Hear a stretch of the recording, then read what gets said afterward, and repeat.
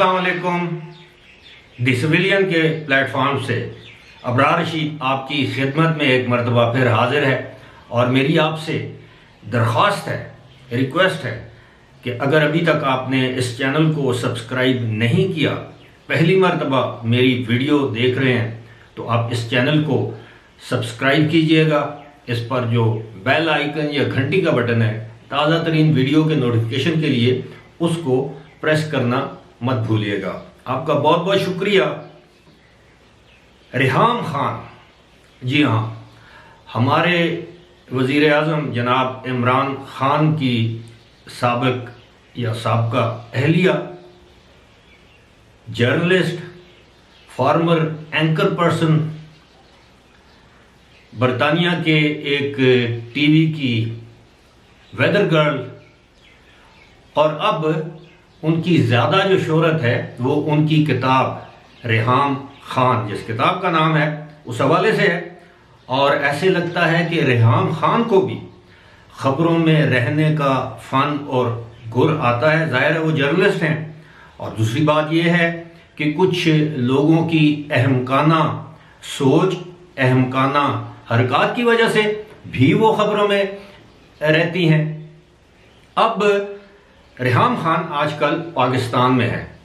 मैं गुज़श्ता रोज़ उनका एक इंटरव्यू देख रहा था। बेसिकली वो प्रेस टॉक थी, मीडिया से उनका इंटरेक्शन था और वो कराची प्रेस क्लब में थी और कराची प्रेस क्लब में वो सहाफ़ियों के मुख्तलिफ सवालात के जवाब दे रही थी। जब उनसे उनकी किताब के हवाले से जो हालिया जो कंट्रोवर्सी शुरू हुई है उनसे इस्तफसार किया गया, पूछा गया, तो रेहाम खान तो बड़ी कॉन्फिडेंट नजर आई। बावजूद इसके कि एक आध केस वो लंदन की अदालत में हार चुकी हैं, उन्होंने कोई किसी सियासी शख्सियत पर इल्ज़ाम लगाया था। सियासी शख्सियत क्या, वज़ीर आज़म पाकिस्तान के दोस्त जुल्फ़ी बुखारी के हवाले से उन्होंने किसी प्रोग्राम या यूट्यूब के किसी वीडियो में कुछ मायूब बातें की थी, जिस पर जुल्फ़ी बुखारी ने केस किया। रेहाम खान वो केस हार गई, उन पर जुर्माना हुआ, उनको माफ़ी मांगना पड़ी। लेकिन अभी जो कंट्रोवर्सी चल रही है वही सफ़ा 273, मुराद सईद का जिक्र, मोहसिन बेग की गिरफ्तारी वगैरह वगैरह। तो इस हवाले से जब उनसे सवाल किया गया कि मुराद सईद ने तो लंदन में आपको नोटिस इशू किया है आपकी किताब के हवाले से, तो वो हंस दी। उन्होंने कहा कि जी सो बिस्मिल्लाह, नोटिस दें। तो उनसे पूछा गया कि आपके एतमाद की क्या वजह है। उन्होंने कहा मेरी एतमाद की कुछ तो वजह होगी, जो मैंने लिखा है वो हकीकत पर मबनी है। फिर पूछा गया कि आपके पास कुछ सबूत हैं इस बात के, जो चीज़ें आपने लिखी हैं। उन्होंने कहा जी बिल्कुल मेरे पास सबूत है। बिलाखिर उन्होंने इस बात का एतराफ़ किया कि उनके पास एक ब्लैक बेरी टेलीफोन सेट मौजूद है जिसमें ये सारी चीज़ें जिनका उन्होंने अपनी किताब में जिक्र किया है वो मौजूद हैं। यानी वो जो वाक़यात जो उन्होंने लिखे हैं, कि मैं अब नाम नहीं लेता, ज़ाहिर है उनके साबिक शोहर हैं। आमतौर पर हम लोगों की, जर्नलिस्ट की ये इखलाकी ज़िम्मेदारी बनती है कि इखलाकियात के दायरे के अंदर रहते हुए हमें किसी की ज़ाती ज़िंदगी में दखल नहीं देना चाहिए। किसी की ज़ातियात को जो है वो मौजूए बहस नहीं बनाना चाहिए। ख़ास तौर पर जब मियाँ और बीवी के ताल्लुकात आ जाएं तो उस पर हरगिज़ अपना तबसरा नहीं करना चाहिए। मगर क्या करें, रेहाम खान ने खुद अपने साबिक शोहर के हवाले से एक किताब लिखी। वो किताब का 90% जो कंटेंट है, जो मवाद है, वो उनके साबिक शोहर जो हमारे वज़ीर आज़म हैं इमरान खान के हवाले से है। अब जाहिर है इमरान खान के हवाले से है तो उनको जो मिलने आते थे लोग, जो दोस्त अहबाब थे, जिनके साथ वो महफिलें करते थे, बैठते थे, उठते थे, खाते थे, पीते थे, घूमते थे, इजलास करते थे, पार्टी के हवाले से या दीगर हवालों से।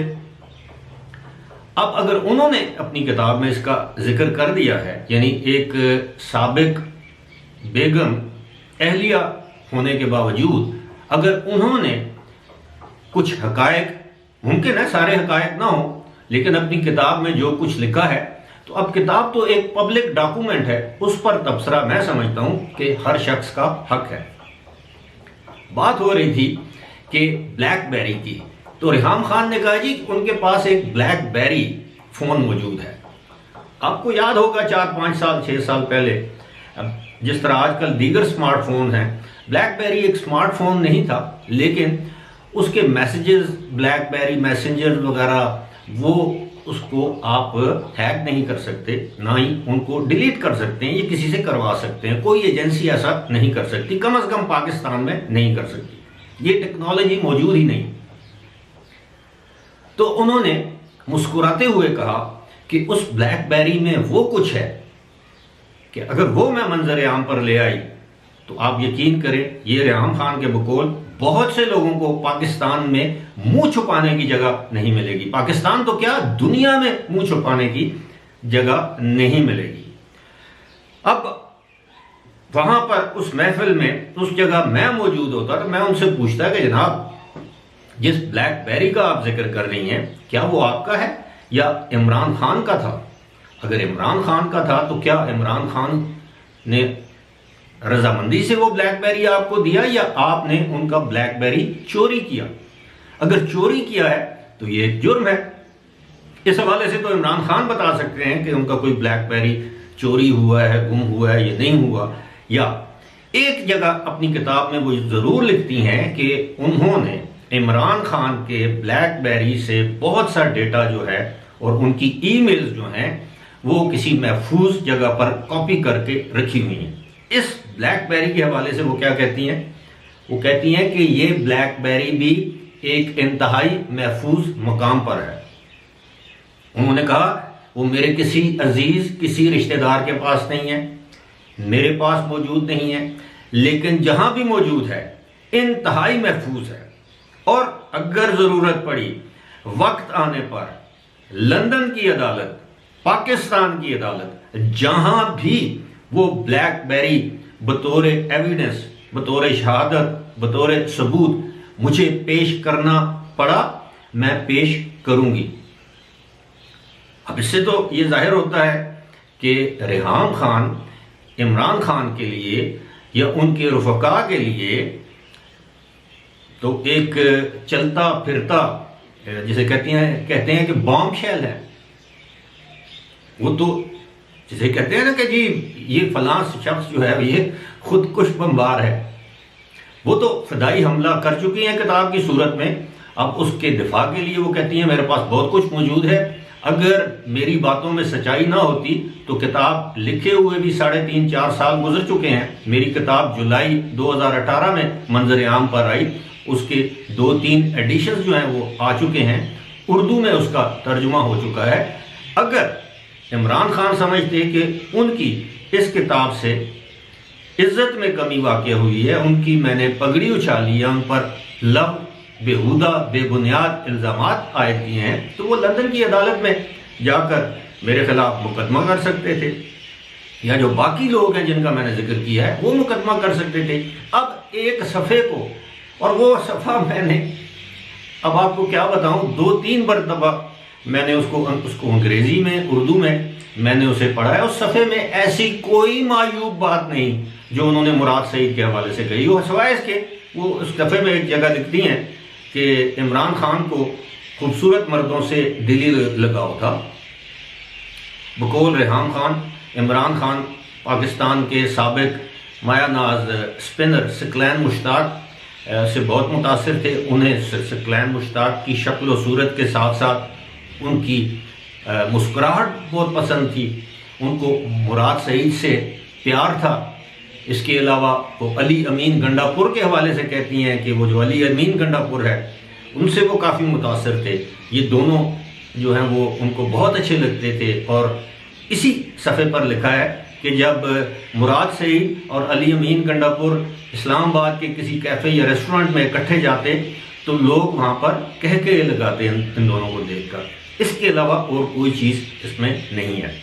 ہاں ایک اور ذکر ہے کہ مراد سعید جب ہاسٹل میں رہتے تھے تو ہاسٹل کے جو وارڈنز یا گارڈ یا جو لوگ ہوتے ہیں ملازمین، انہوں نے بھی بہت سے قصے ان کو سنائے ہیں۔ اب بات ہو رہی تھی بلیک بیری کی. اگر ریحام خان کے پاس وہ بلیک بیری ہے جس میں عمران خان کی ذاتی زندگی کے حوالے سے کچھ ایسی چیزیں موجود ہیں جن کے بارے میں سوائے ریحام خان کے ہم لوگ نہیں جانتے، اور اگر کسی بھی عدالت میں، پاکستان یا برطانیہ کی کسی عدالت میں ان کے خلاف کوئی کیس کیا جاتا ہے، مقدمہ کیا جاتا ہے، تو آپ یقین کیجئے کہ عمران خان اور ان کے ساتھیوں کے لیے بہت زیادہ پریشانی ہوگی. اس کی وجہ یہ ہے کہ عمران خان ایک سیلیبریٹی ہیں. وہ بارہا کہہ چکے ہیں کہ ان کا ماضی الگ تھا، وہ ماضی میں انہوں نے بہت سی غلطیاں کی ہیں، لیکن اب وہ تائب ہو چکے ہیں، اب انہوں نے اللہ سے رجوع کر لیا ہے. اگر وہ ایسا کہتے ہیں تو ان پر یقین رکھنا چاہیے، لیکن اگر وہ بلیک بیری موجود ہے تو وہ بلیک بیری جس دن سامنے آیا ایک بہت بڑا دھماکہ ہوگا، اور اس دھماکے کے نتیجے میں جن لوگوں کو نقصان ہوگا اس میں سر فہرست ہمارے وزیر اعظم، شاید اس وقت تک وہ وزیر اعظم نہ رہیں، وہ عمران خان کو ہوگا. فی الحال اسی کے ساتھ مجھے دیجیے اجازت. خدا حافظ.